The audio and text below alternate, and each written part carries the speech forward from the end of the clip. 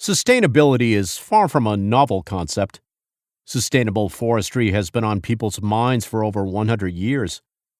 One example of this is the Rothkugel Plantation, an experimental plantation that sits within the Monongahela National Forest about 2 miles east of Bartow, West Virginia.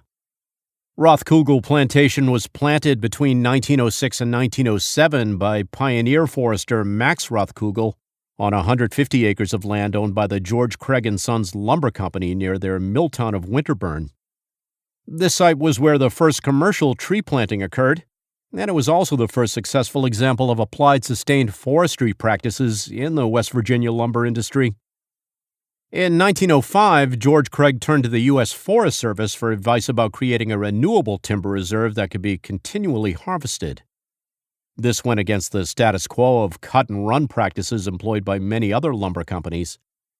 Gifford Pinchot of the U.S. Forest Service and George Craig both held ideas about forestry that were revolutionary for their time.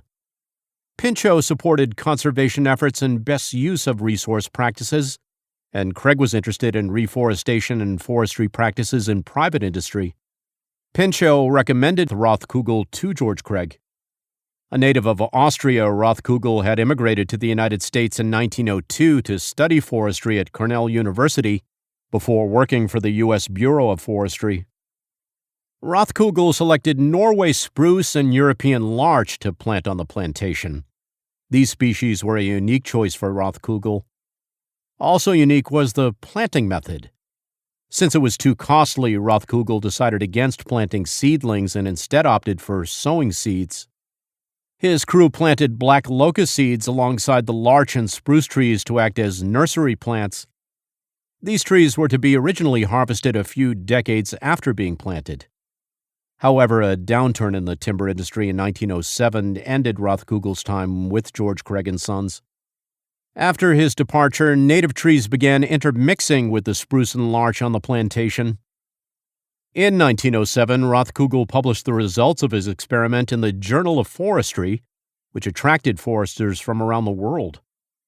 George Craig's efforts in sustainable forestry were derailed in the early 1920s due to state legislature. Craig decided to sell his land to the federal government to join the newly established Monongahela National Forest. The sale became official in 1924. Rothkugel Plantation is one of 17 special botanical areas within the Monongahela National Forest. Trails within this area are maintained by the Forest Service today.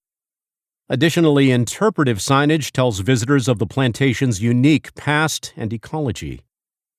Hear other stories from the Appalachian Forest at www.afnha.org/America250.